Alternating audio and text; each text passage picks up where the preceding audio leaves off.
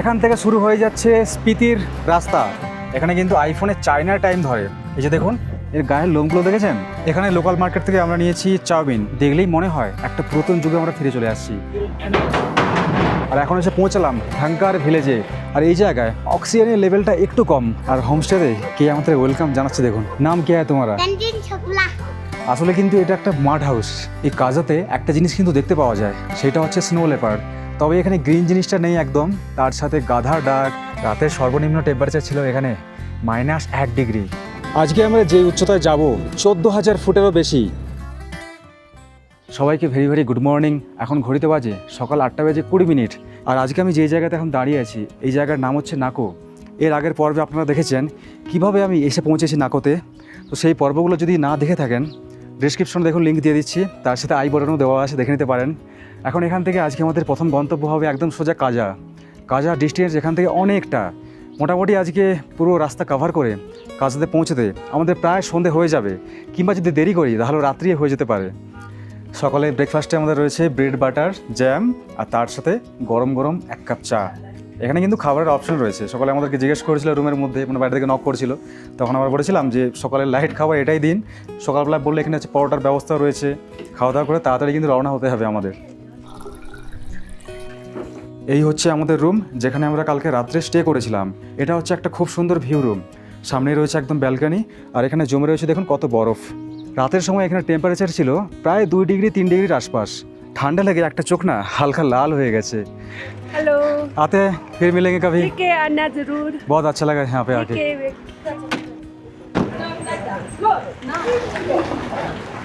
এখন এই মুহূর্তে আমরা নাকো ছেড়ে বেরিয়ে পড়লাম সোজা একদম টাবো হয়ে একদম কাজার দিকে। নাকো থেকে কাজার ডিস্টেন্স প্রায় 110 কিলোমিটারের মতো। পৌঁছতে কতক্ষণ সময় লাগবে জানি না, যেহেতু পাহাড়ি রাস্তা। দেখায় তো এক, কিন্তু হচ্ছে এক। মানে গত 3 দিন 4 দিন ধরে আমরা দেখে দেখে আসছি। আর এই যে জায়গাটা দেখছেন, এই যে নাকো গ্রামটা, এই জায়গায় যদি শীতের সময় যদি আসা হয়, মানে যেটাকে আমরা বলি উইন্টার স্পিতি, সেই সময় এই জায়গায় গ্রাম পুরো একদম বরফে পুরো ঢেকে থাকে। মানে যেই দিকেই তাকাবেন সেদিকেই দেখবেন বরফে পুরো সাদা হয়ে রয়েছে।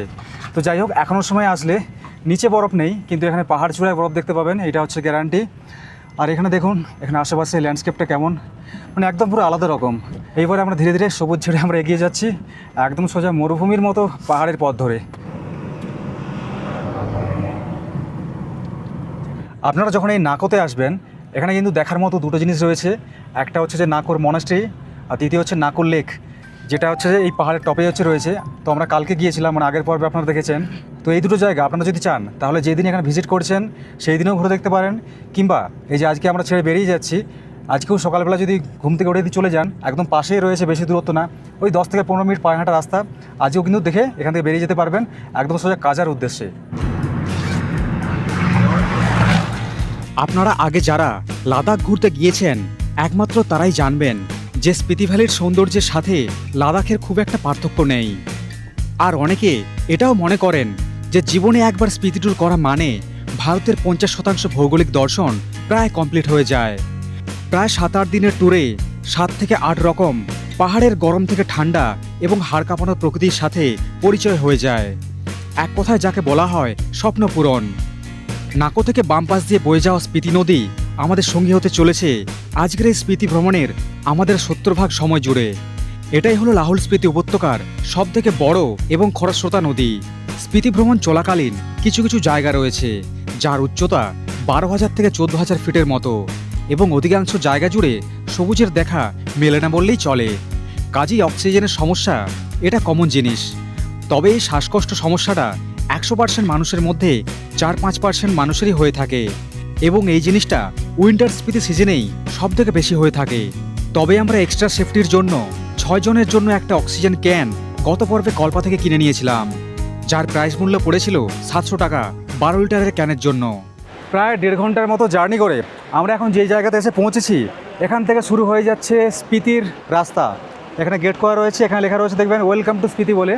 এই জায়গা থেকে আমরা স্পিতিতে এন্টার করে যাব। ভেতরে ওখানে যেখানে গেট দিয়ে আমরা প্রবেশ করব ওই জায়গাতে কিন্তু ক্যামেরা অ্যালাউ নেই, সেই জন্য এই জায়গাটা নেমে আপনাদেরকে দেখাচ্ছি। এখানে খুব সুন্দর রয়েছে একটা ব্রিজ দেখতে পাচ্ছেন, তার সাথে নিচে রয়েছে স্পিতি নদীর সেই নীল জলধারা, আর তার সাথে এখানে আশেপাশের পরিবেশ দেখুন। এতক্ষণ আমরা যেই রাস্তা ধরে আসছিলাম এইটা হচ্ছে কিন্নরের রাস্তা ছিল। এই জায়গাতে দুটো নদীর সঙ্গম হয়েছে, একটা হচ্ছে স্পিতি নদী আর একটা রয়েছে পারছু নদী। চলুন, এখানে বেশিক্ষণ দাঁড়ানো যাবে না, জ্যাম লেগে যাচ্ছে এখানে। স্পিতি ভ্যালির এই প্রথম গ্রামের নাম সুমডো। ওয়েলকাম গেট পার করার পর বেশ কিছুক্ষণ জার্নি করে একটা ছোট্ট রাস্তা ডান দিকে ভাগ হয়ে গেছে এবং এই রাস্তা ধরেই ডান পাশ বরাবর বয়ে চলেছে আরেকটা ছোট্ট পাহাড়ি নদী, যার কোনো নাম নেই। ইদানিং গুগল ম্যাপে সার্চ করলেও কোনো তথ্য পাওয়া যায় না। এই নদী একদম চলে গেছে এই রাস্তা বরাবর এখানকার সবথেকে প্রাচীন গিউ মনাস্ট্রির পাশ দিয়ে। এখানে রয়েছে বহু বছরের পুরনো বৌদ্ধ ধর্মের এক সন্ন্যাসীর মমি। ইদানিং অনেক সোশ্যাল মিডিয়ায় এই গ্রামের একটা অন্য নাম দেওয়া হয়েছে, যেটা হলো মমি গ্রাম। তবে এই গ্রামে বাড়িঘরের সংখ্যা খুবই সামান্য এবং এখানকার বেশিরভাগ বাড়ি সব পাহাড় কেটে পাথর দিয়ে এবং কাদামাটি দিয়ে তৈরি করে রং করা, যেগুলো দূর থেকে দেখলে হয়তো কনক্রিটের বলে মনে হতে পারে।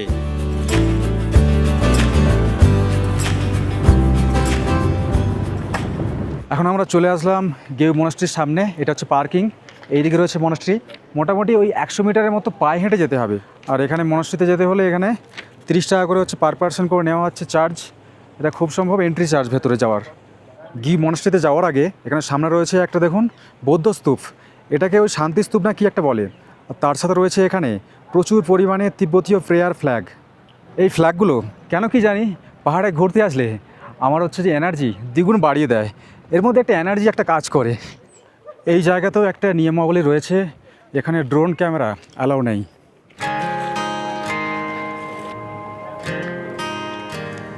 চারিদিকে পাহাড় দিয়ে বেষ্টন করা এই সুন্দর সমতল জায়গাতে রয়েছে একটা চমৎকার একখানা সুন্দর মনাস্ট্রি, যেখানে একদম টপ পর্যন্ত পায়ে হেঁটে ওঠার জন্য রয়েছে সুন্দর একখানা ছোট্ট আঁকাবাঁকা সিঁড়ির ধাপ। এই ঐতিহাসিক গ্রামের অবস্থান একদম ইন্দো তিব্বত সীমান্তের একদম কাছাকাছি। এখানকার মূল আকর্ষণটাই হলো 500 বছরের পুরনো বৌদ্ধ ধর্মের মমিকে কেন্দ্র করে। এই সন্ন্যাসীর নাম ছিল সাংঘা তেনজিং। সবথেকে আশ্চর্যজনক বিষয়, মিশরের মমির মতো সংরক্ষণ করার জন্য এই মমির ওপর কোনো ওষুধের প্রলেপ দেওয়া হয়নি। স্পিতি ভ্যালির প্রচণ্ড ঠান্ডা এবং এখানকার রুক্ষ ওয়েদারের জন্য এই মমি প্রাকৃতিকভাবে সংরক্ষিত হয়ে গেছে। সুমডো থেকে এই জায়গার দূরত্ব জোর করে হলে হয়তো 12 কিলোমিটারের মতো হবে। এখানকার চারিপাশে রয়েছে কিছু রুক্ষসূক্ষ্ম পাহাড় এবং বেশ কিছু পাহাড়ের ডগাতে বরফও দেখতে পাওয়া যায়। এছাড়া কোনো জিনিস যদি থেকে থাকে সেটা হলো এখানকার পাহাড়ি প্রেয়ার ফ্ল্যাগ। এই জায়গাতে বৃষ্টিপাতের হার বছরে খুবই কম, কিন্তু ভাগ্যক্রমে আমার সাথে এই জিনিসটা কেন হয় জানি না। গত 3 দিন ধরে সিমলা পার করার পর থেকে নারকান্ডা, চিটকুল, কল্পা ইত্যাদি জায়গা থেকে প্রতিদিন একবার করে এই পাহাড়ি জলবায়ু বৃষ্টিরূপে ভিজিয়ে দিয়ে যাচ্ছে বেশ কিছুবার করে।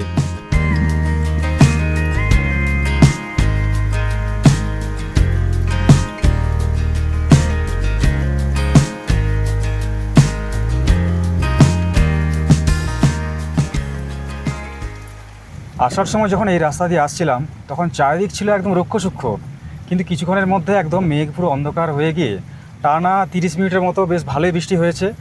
আর তার সাথে একটা জিনিস আপনাদেরকে শেয়ার করি, আপনারা যারা আইফোন ইউজার তাদের জন্য কিন্তু এটা হচ্ছে চায়না, আর যারা হচ্ছে অ্যান্ড্রয়েড তাদের জন্য ইন্ডিয়া। কেন বলছি, আপনারা যখন এখানে যখন ঘুরতে আসবেন এখানে কিন্তু আইফোনে চায়নার টাইম ধরে। এই যে দেখুন 3টে বেজে 2 মিনিট, আর এখন আমাদের ইন্ডিয়ান টাইম 12টা বেজে 32 মিনিট। স্পিতি ট্যুর যখন করবেন এইরকম বিভিন্ন জায়গা আছে, বিভিন্ন পয়েন্ট আছে, মানে যেখান থেকে দেখবেন যে চায়না মানে তিব্বত মানে সামনে, তো সেই সব জায়গায় কী হয়, বিশেষ করে আইফোনের এই সমস্যাটা সব থেকে বেশি হয়। তো এরকম চায়নার টাইম ধরে, যেমনটা আমরা জম্মু কাশ্মীর ঘুরতে গেলে ওখানে আছে আমাদের অ্যান্ড্রয়েডে পাকিস্তানের টাইম চলে আসে মাঝে মাঝে। মানে ইদানিং যখন আমি ঘুরতে গিয়েছিলাম আগের বার তখন আমার সাথে হয়েছিল। এইবার আমরা ধরলাম কাজা যাওয়ার ন্যাশনাল হাইওয়ে 505। এখান থেকে এইবার একদম স্পিতি নদীকে সাথে নিয়ে চলতে হবে অনেকটা পথ। এই পথে পড়বে ছোট্ট ছোট্ট প্রচুর পাহাড়ি গ্রাম, যেমন হুরলিং, হ্যাংরাং, লেপচা, সুমরা, টিপটা ইত্যাদি। তবে এই রুটে সবথেকে বড় এবং বিখ্যাত গ্রাম হচ্ছে টাবো, যেটা আমাদের সামনের গন্তব্য হতে চলেছে। এই রাস্তার ভূবৈচিত্র্য এতটাই ভয়ঙ্কর এবং একসাথে এতটাই সুন্দর, যার বর্ণনা মুখে নয় মোবাইলের 6 ইঞ্চি স্ক্রিনে ভাসিয়ে দিলাম।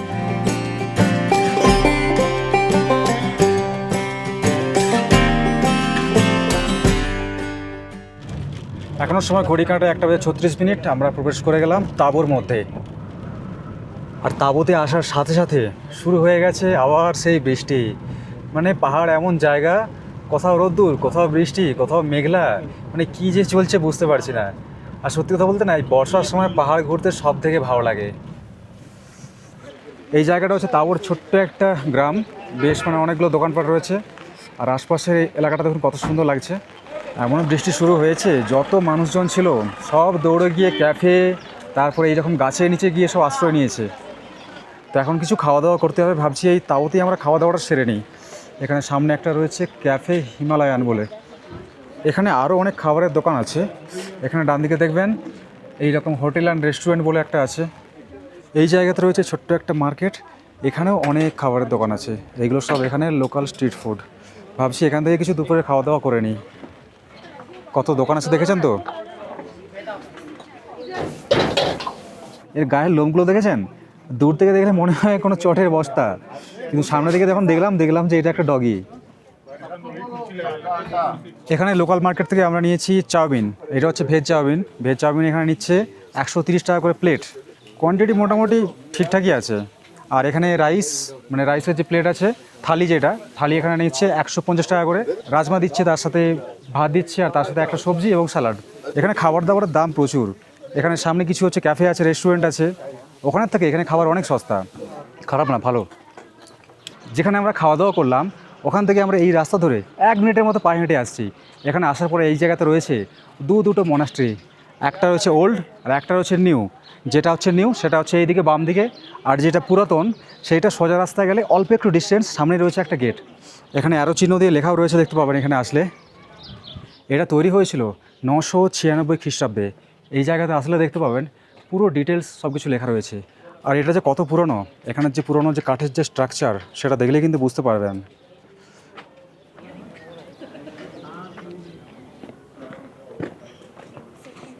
এই জায়গাতে বসার জন্য রয়েছে এরকম সুন্দর সুন্দর বেঞ্চের ব্যবস্থা। আর এই জায়গাটা একদম অন্যরকম। এর আগে অনেক জায়গায় ঘুরেছি, অনেক জায়গায় দেখেছি, তো এই রকম বুদ্ধিস্ট মনাস্ট্রি আমার লাইফে আমি প্রথমবার দেখলাম। এই যে চারিদিকে স্ট্রাকচারগুলো দেখছেন, এটা কিন্তু পুরোপুরি মাটি এবং এখানের যে পাহাড়ের যে পাথর, সে পাথরকে কেটে একদম নিখুঁতভাবে তৈরি করা হয়েছে। আর এতদিনের পুরনো হওয়া সত্ত্বেও এই জায়গার দেখুন দেওয়ালগুলো একদম পুরো নিখুঁতভাবে যেন সাজানো রয়েছে। মানে ওই যে আমরা মাড হাউস দেখেছি, এটাও কিন্তু এখানে পাহাড়ি একটা মাড হাউস। আমরা যেমন গ্রামের সাইডে দেখে থাকি, ওখানে যেমন বাঁশ কাদা এইসব দিয়ে তৈরি করা হয় মাটির হাউসগুলো, এখানে এগুলো তৈরি হয়েছে পাথর আর তার সাথে মাটি দিয়ে। আমি হাত দিয়েও দেখেছিলাম, হাতের মধ্যে দেখলাম যে না, এটা সত্যি সত্যি কিন্তু মাটি দিয়ে উপরে প্রলেপ দেওয়া রয়েছে। এখানের এই মনাস্ট্রির ভেতরে পুরাতন যুগের, মানে সে ঐতিহাসিক যুগের হস্তশিল্পের নিদর্শন দেখতে পাওয়া যায়।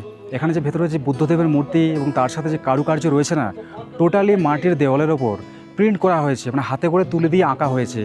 এতটাই নিখুঁতভাবে আঁকা হয়েছে, দেখলে কিছুটা সেই যে মিশর পিরামিড দেখলেই মনে হয় একটা পুরাতন যুগে আমরা ফিরে চলে আসছি। এই জায়গাতে শোনা যায় ইংরেজ সময়ে এই জায়গাতে ইংরেজরা আসতে পারেনি, মানে ঢুকতে পারেনি, প্রবেশ করতে দেওয়া হয়নি, এবং তার সাথে মুঘলদেরও এই জায়গাতে পায়ের ছাপ পড়েনি, যার জন্য এই জায়গা এখনও অক্ষত অবস্থায় টিকে রয়েছে।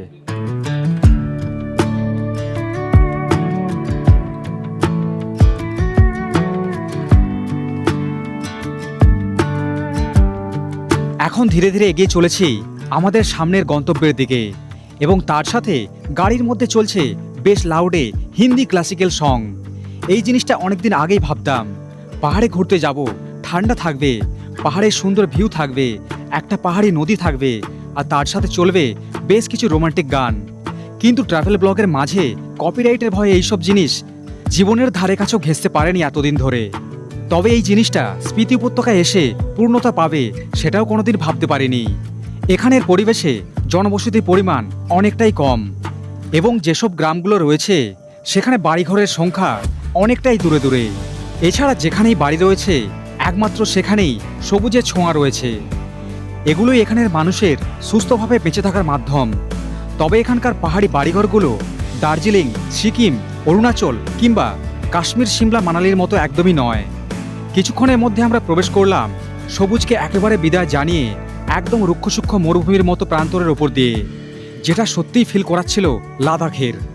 এখানেই রয়েছে স্পিতি ভ্যালির বিখ্যাত পাহাড়ের প্রকৃতি, যার নাম মুনল্যান্ড বা চাঁদের উপত্যকা। আর এইরকম দৃশ্য এরপর থেকে প্রায় আসতেই থাকবে। এই জায়গা পার করে ঘণ্টাখানেক এগিয়ে যাওয়ার পর যে জায়গাতে আজকে আমরা পৌঁছতে চলেছি, সেই জায়গাটা ভাবতে বাধ্য করায় যেটা আমরা দেখছি সেটা কল্পনা নাকি বাস্তব? এটা একটা দুর্গম পাহাড়ি গ্রাম ধাঙ্কার।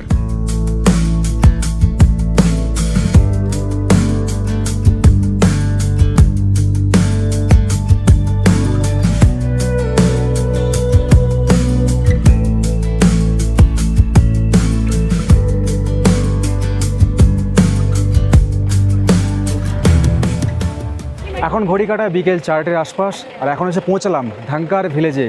আর তার সাথে এখানে রয়েছে সুন্দর একটা মনাস্ট্রি একদম পাহাড়ের টপ প্রান্তে। এটা হচ্ছে এখানে পুরনো মনাস্ট্রি, যেটাকে বলা হয় ধাঙ্কার মনাস্ট্রি। এখানে রয়েছে খুব সুন্দর একটা পাহাড়ি গ্রাম। এইদিকে তাকালে দেখতে পাবেন এখানে খুব সুন্দর পাহাড়ের চূড়ায় বরফ জমে রয়েছে। আর এই জায়গায় অক্সিজেনের লেভেলটা একটু কম নিচের তুলনায়, কারণ সেই রকম পরিমাণে অসুবিধা না হলেও বুঝতে পারছি অক্সিজেন কম রয়েছে। আর এখানে আশেপাশের পাহাড়গুলো দেখছেন তো, এমনভাবে খারাপভাবে দাঁড়িয়ে রয়েছে না, মানে যে কোনো সময় দেখলে মনে হবে যেন ভেঙে নিচে চলে আসবে। মানে এখানের পাহাড়গুলো একদম আলগা প্রকৃতির। এই জায়গায় আমাদের গাড়ি আমাদেরকে নামিয়ে দিয়েছে, পায়ে হেঁটে আমাদেরকে যেতে হবে একদম টপ প্রান্তে। এ কি কম্পাস 300, খুবই একটা ইউনিক স্টাইলের ঘড়ি দেখতে পাচ্ছেন। এই মাথার সুইচটা আছে, এটাকে প্রেস করলেই ঘড়িটা খুলে যায়, দেখছেন তো। কলকাতার আশেপাশে পাওয়া তো দূরের কথা, দেখতেও পাওয়া যায় না। স্পিতি ভ্যালি, ধাঙ্কার ভিলেজের ছোট্ট একটা কপি, খুবই সুন্দর লাগছে। ধাঙ্কার মনাস্ট্রি বা এই ধাঙ্কার গোম্পা বৌদ্ধ ধর্মের একটা গুরুত্বপূর্ণ তীর্থস্থান। এখানে ওঠার জন্য পাহাড়ের মধ্যে দিয়ে সুড়ঙ্গের মতো রাস্তা নির্মাণ করা হয়েছিল, যেটা এই জায়গাকে অন্যান্য মনাস্ট্রির থেকে একদম আলাদাভাবে মর্যাদা দেয়। এখানে আশেপাশের সমস্ত দেওয়াল পাথর কেটে তৈরি করা হয়েছে। এই মনাস্ট্রির আসল আকর্ষণ ধ্যান বুদ্ধা মূর্তি, যেখানে একসাথে 4টে বুদ্ধ মূর্তি একে অপরের দিকে পিঠ করে চারদিকে মুখ করে বসানো রয়েছে। ঐতিহাসিক তথ্য এবং স্থাপত্যশৈলী অনুযায়ী মানা হয় এটা 1000 বছরের বেশি পুরনো। তিব্বতী ভাষায় এই ধাঙ্কার শব্দের অর্থ খাড়া পাহাড়ের চূড়ায় অবস্থিত দুর্গ বোঝায়। এই জায়গার অবস্থান স্পিতি নদী এবং পিন নামক 2 নদীর সঙ্গমস্থল থেকে পাশেই 1000 ফুট উঁচুতে খাড়া পাহাড়ের চূড়ায়। দূর থেকে কিংবা নিচ থেকে এই জায়গা দেখলে মনে হবে একটা শ্বাসরুদ্ধকর এবং দুর্গম পরিস্থিতিতে দাঁড়িয়ে রয়েছে এই জায়গা। একসময় এই ধাঙ্কার জায়গাটি এই স্পিতি উপত্যকার প্রাচীন রাজধানী নামেও বিখ্যাত ছিল, এবং এই দুর্গ থেকেই পুরো স্পিতি ভ্যালির সমস্ত জায়গার শাসন কার্য চালানো হতো। এখন বর্তমানে এই জায়গা প্রাকৃতিক বিপর্যয়ের ক্ষয়ের ফলে বিপর্যস্ত রূপে দাঁড়িয়ে রয়েছে শুধুমাত্র। এরপর আজকে আর কোনো দৃশ্য নয়, এইবার সোজা পৌঁছতে হবে আমাদের রাতের বাসস্থানে, যেটা রয়েছে কাজার মার্কেট থেকে পাশেই একটা সুন্দর দুর্দান্ত গ্রামে, যার নাম কিব্বের ভিলেজ।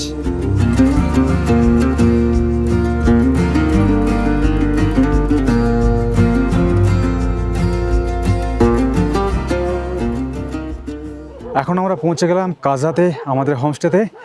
আর হোমস্টেতে কে আমাদের ওয়েলকাম জানাচ্ছে দেখুন। नाम क्या है तुम्हारा? रंजन शुक्ला। वाह, बहुत प्यारा नाम है। कितना उम्र है? 3 साल? 1 2 3 हाँ, 1 2 3। कौन से स्कूल में पढ़ते हो? ग्रीन छत में।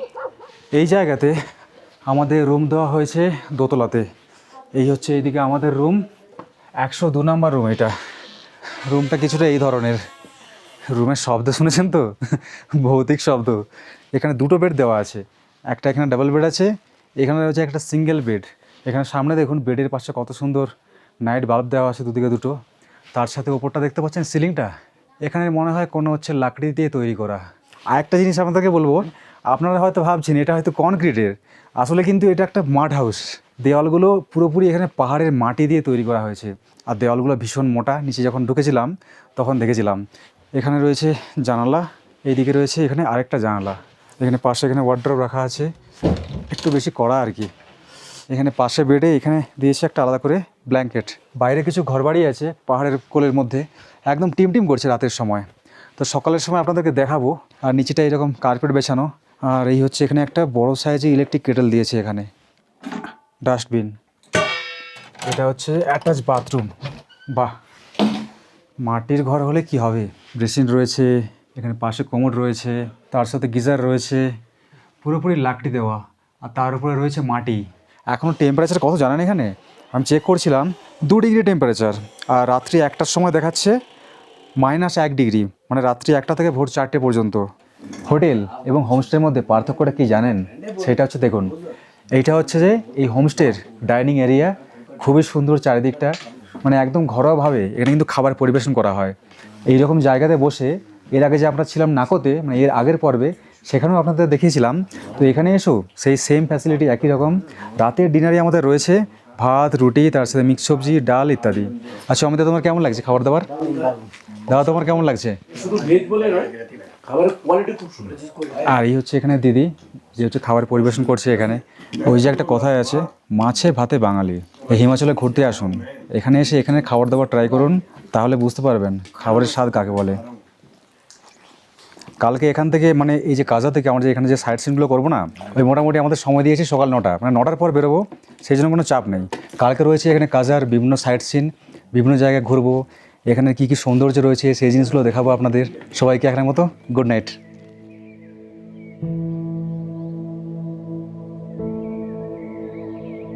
সবাইকে very very good morning from কাজা। আজকের সকালটা দেখুন এখানে কত সুন্দর। কালকে আপনাদের বলেছিলাম সকালবেলা দেখাবো এই হোটেল থেকে বাইরের লুকটা কেমন লাগে, এখন দেখুন কেমন লাগছে। তবে এখানে গ্রিন জিনিসটা নেই একদম, এখানে রয়েছে এরকম রুক্ষ সূক্ষ্ম পাহাড় আর তার ডোগায় রয়েছে বরফ। আর এই জায়গায় বাজ পাখি চিল উড়ছে, তার সাথে গাধার ডাক, মানে একটা অন্যরকম একটা জায়গায় যেন চলে আসছি আমরা। তবে এখানে একটা জিনিস আমি লক্ষ্য করছি, এখানে গাড়ি ঘোড়ার কোনো সাউন্ড নেই। রাতের সর্বনিম্ন টেম্পারেচার ছিল এখানে -1 ডিগ্রি। এখন চলে আসলাম আমাদের রুমের একদম ছাদের ওপর। এই ছাদটা কিন্তু টোটালি মাটির, দেওয়াল বলুন ছাদ বলুন সব কিন্তু মাটি দিয়ে তৈরি করা হয়েছে, যেহেতু এটা মাড হাউস। এই গ্রামটার নাম হচ্ছে কিব্বার ভিলেজ, কিন্তু কিব্বার না দিয়ে খালি শেষে লেখাগুলো চেঞ্জ করে কার্গিল করে দিলে সব থেকে মনে হয় ভালো হয়। এইদিকে কিছু চাষবাস হয় এখানটাতে। যখন শীতের সময় এখানে আসা হয় 4 ফুট করে এই জায়গায় বরফ জমে থাকতে দেখা যায়। এই কাজাতে একটা জিনিস কিন্তু দেখতে পাওয়া যায়, সেটা হচ্ছে স্নো লেপার্ড। দেখুন এখানে ছবি দেওয়া রয়েছে। আমাদের জার্নি শুরু হয়েছিল চণ্ডীগড় রেলওয়ে স্টেশন থেকে। এখান থেকে আমরা এসেছিলাম প্রথমে সোলান, সোলান থেকে আমরা চলে গেছিলাম সিমলা, সিমলা থেকে আমরা ছিলাম কিন্নর, কিন্নরে এই যে এটা চিটকুল, যেখানে আমি আগের ভিডিওতে আপনাদের দেখিয়েছিলাম। এখান থেকে তারপর আমরা আসছি লাহুল অ্যান্ড স্পিতিতে। 4টে জেলা আমরা আজ কভার করে ফেলেছি। এরপরে এখনও 2টো জেলা আমরা প্রায় কভার করে আমরা পৌঁছবো একদম কালকা রেলওয়ে স্টেশনে। কিন্তু তার আগে রয়েছে অনেক কিছু জিনিস। সকালে ব্রেকফাস্টটা এখানে একদম পুরো ইউনিক। এখানে একটা হচ্ছে রুটি দেখতে পাচ্ছি, কি মোটা দেখুন রুটিটা, মানে এটা হচ্ছে এখানের লোকাল হচ্ছে রুটি আর কি। আর তার সাথে রয়েছে একটা বিশাল সাইজের একটা ডিমের অমলেট। আর এখানে রয়েছে রসুনের আচার, এখানে রয়েছে আমের হচ্ছে মিক্স আচার। আমরা বাড়িতে রুটি খেলে কি করি, বিভিন্ন রকম সব সবজি টবজি এটা ওটা করে বিভিন্ন জিনিস লাগে, কিন্তু এই রুটিগুলো এখানে যে রসুনের যে আচার আছে, এই আচার এবং এই যে লঙ্কা গুঁড়ো আছে, মানে এখানে যে দেশি লঙ্কা, দারুণ লাগছে। এখন চলে আসলাম আমাদের হোমস্টে থেকে প্রায় 1 মিনিট থেকে 2 মিনিটের মতো পায়ে হেঁটে। এই জায়গায় রয়েছে কিব্বেরের একটা প্রাচীন বৌদ্ধ স্তূপ, আর তার সাথে এই যে রোডটা দেখছেন না, এই রোডটা হচ্ছে চিচাম কিব্বের রোড। এইদিকে রয়েছে চিচাম, যেদিকে আমরা কালকে এখান থেকে যখন যাবো সেটা আপনাদেরকে দেখাবো। এইবারে চলুন এই যে কাজার যে সাইট সিনগুলো আছে সেইগুলো আজকে আমরা সারাদিন ধরে ঘুরে দেখব। এই জায়গাটা একটা ভিউ পয়েন্ট, দেখছেন এখানে সমস্ত টুরিস্টের গাড়িগুলো সব দাঁড়াচ্ছে। সামনে দেখতে পাচ্ছেন হিমালয়ের সাদা বরফের শৃঙ্গ, চারিদিকে বরফের পাহাড় দেখতে দেখতে এইবার আমরা রওনা দিলাম আজকের প্রথম গন্তব্য স্পিতি ভ্যালির বিখ্যাত কি মনাস্ট্রির দিকে, যেটা আমাদের হোমস্টে থেকে খুবই সামনে বললে চলে। কাজার মেন শহর থেকে প্রায় 12 কিলোমিটার দূরে স্পিতি নদীর কাছে সমুদ্রপৃষ্ঠ থেকে প্রায় 13,500 ফুটেরও বেশি উচ্চতায় অবস্থিত এই মনাস্ট্রি। ইতিহাস বলছে এই জায়গা 1000 বছরেরও বেশি পুরনো। শতাব্দীর পর শতাব্দী ধরে বহু যুদ্ধ, ভূমিকম্প, দুর্যোগ সহ্য করেও এখনও অক্ষত অবস্থায় টিকে রয়েছে স্পিতি ভ্যালির এই শান।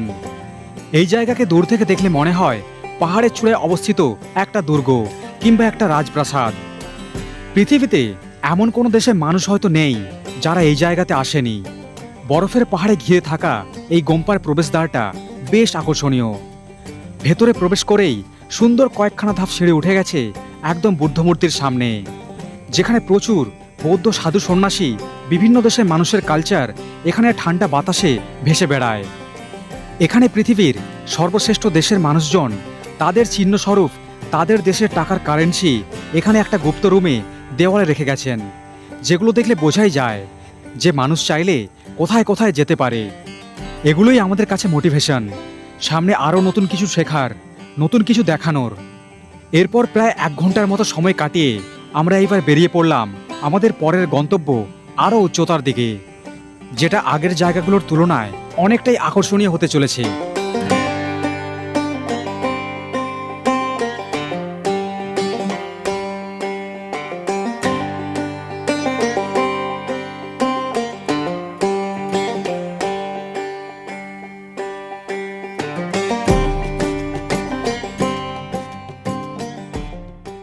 এখন আজকে আমাদের দ্বিতীয় গন্তব্য লাংজা বলে একটা ভিলেজ রয়েছে একদম পাহাড়ের টপে।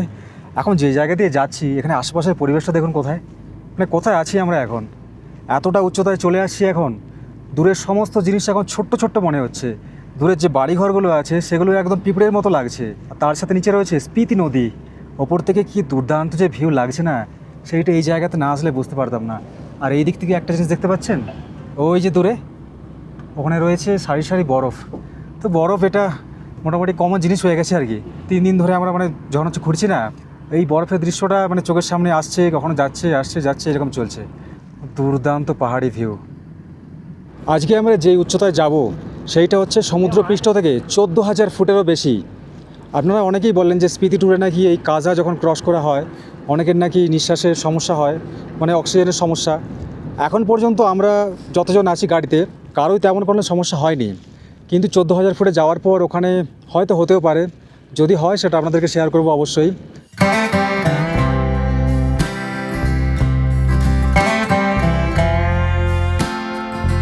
আমরা এখন দাঁড়িয়ে আছি লাংজা ভিলেজের কিছুটা আগে। এই জায়গাতে আমাদের দাঁড়ানোর কারণ এখানে অক্সিজেনের লেভেলটা একটু চেক করেছিলাম সবাই মিলে।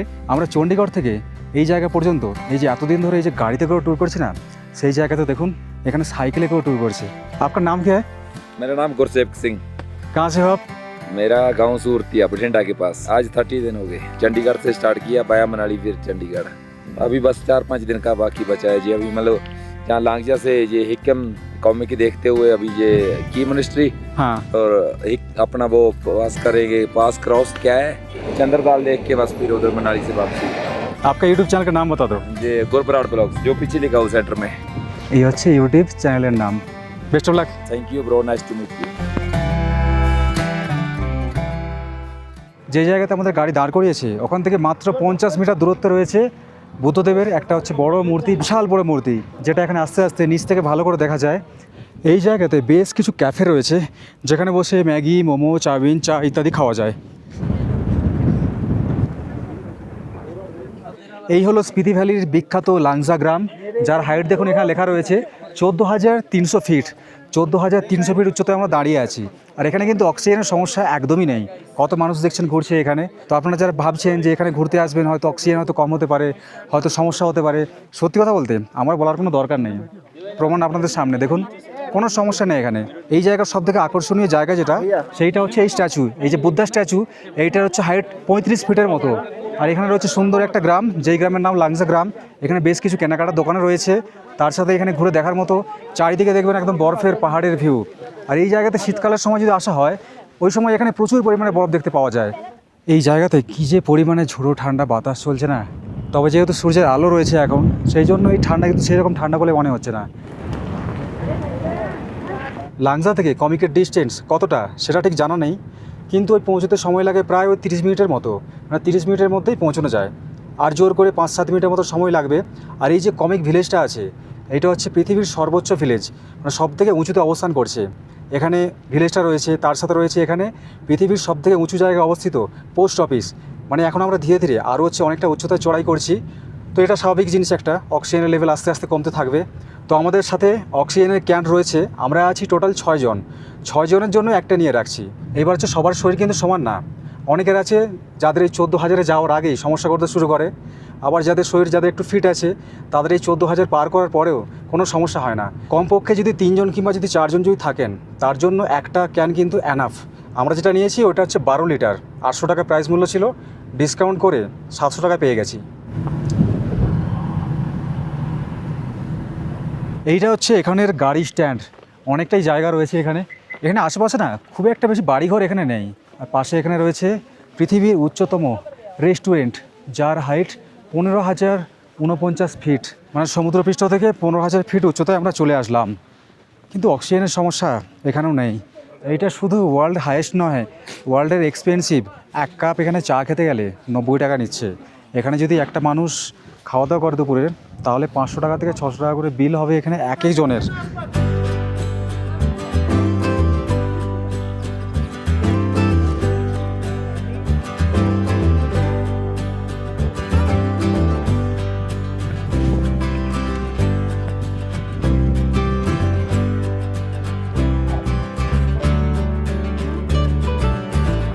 এই ক্যাফের অপোজিট সাইডে গাড়ি পার্কিংয়ের পাশে রয়েছে বিশ্বের হাইয়েস্ট বুদ্ধিস্ট মনাস্ট্রি, সেটাও আবার মাটি দিয়ে তৈরি। এক কথায় অসম্ভব সুন্দর একটা এক্সপিরিয়েন্স। তবে এখানে আসার পর একটা জিনিস বুঝেছি, এখানে জোরে জোরে কথা বলা যায় না, বেশি উত্তেজিত হয়ে দৌড়দৌড়ি করা যায় না। তার কারণ যেহেতু এখানে সবুজের ছোঁয়া নেই বললেই চলে এবং অক্সিজেনের লেভেলটাও অনেকটাই কম, তাই বেশি জোরে কথা বললে একটা হাঁফিয়ে যাওয়া কিংবা শ্বাসকষ্টের মতো একটা ইঙ্গিত মেলে। এরপর এখান থেকে আমরা বেরিয়ে চললাম এই গ্রামের একদম পাশেই বিশ্বের সবথেকে উঁচু পোস্ট অফিসের উদ্দেশ্যে।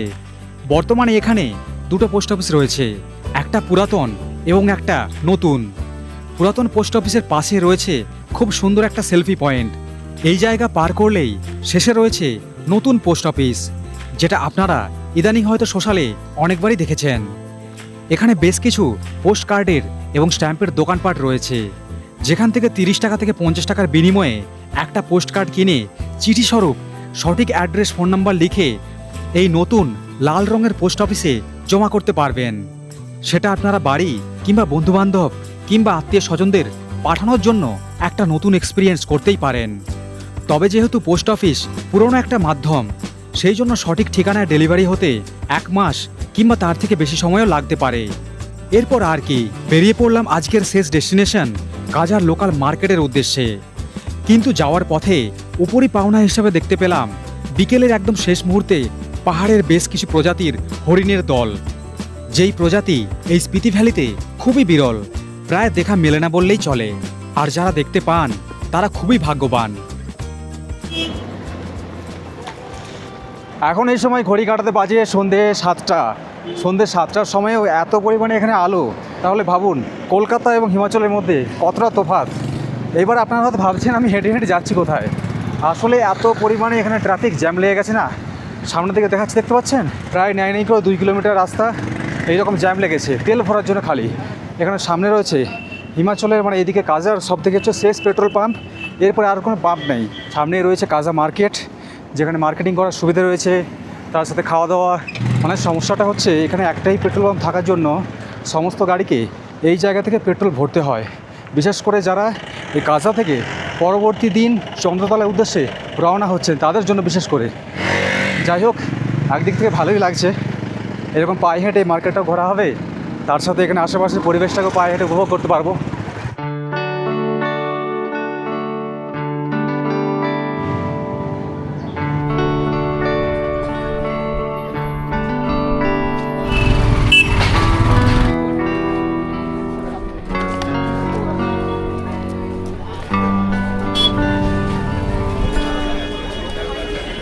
এখন ঘুরতে বাজে রাত্রি 11টা। এটা হচ্ছে চিকেন কষা, তার সাথে স্যালাড রয়েছে, ডাল রয়েছে। ভেজ খাবার চাইলে ভেজ খাবার দেওয়া হয়, তো সেই ক্ষেত্রে পনির থাকে। আর যদি বলা হয় এরকম চিকেন চাই তাহলে চিকেনের অপশান থাকে। আর বাদবাকি ডাল যেগুলো থাকে সেগুলো সেম। আর তাছাড়া রুটির অপশান কিংবা ভাতের অপশান, কিংবা চাইলে রুটি এবং ভাত দুটোই হচ্ছে অল্প অল্প করে, তাও হচ্ছে নেওয়া যায়। পাহাড়ি চিকেনটা সবার আগে ট্রাই করি একটু। আমাদের বাঙালির হাতের চিকেনের থেকে একটু আলাদা, কিন্তু খেতে ভালো। এই যে আমরা ট্যুরটা করছি, এই ট্যুরটা কিন্তু টোটালি হচ্ছে দ্য হেরিটেজ ট্রাভেলসের মাধ্যমে করছি, যার ওনার পার্সনরা আমাদের সঙ্গে কিন্তু একসঙ্গে ট্রাভেল করছে। সেটা প্রথম পর্বে আপনাদেরকে দেখিয়েছি। তো এই ব্লগটা টানা 2 দিন ধরে চলছে, বুঝতে পারছেন অনেকটাই কিন্তু লং হয়ে গেছে। এর পরবর্তী পর্বে দেখা হচ্ছে আপনাদের সঙ্গে খুব শীঘ্রই। যদি ভালো লেগে থাকে অবশ্যই কিন্তু লাইক শেয়ার করতে ভুলবেন না। তাহলে সবাই ভালো থাকবেন, সুস্থ থাকবেন। সবাইকে এখনের মতো গুড নাইট এবং টাটা, বাই বাই।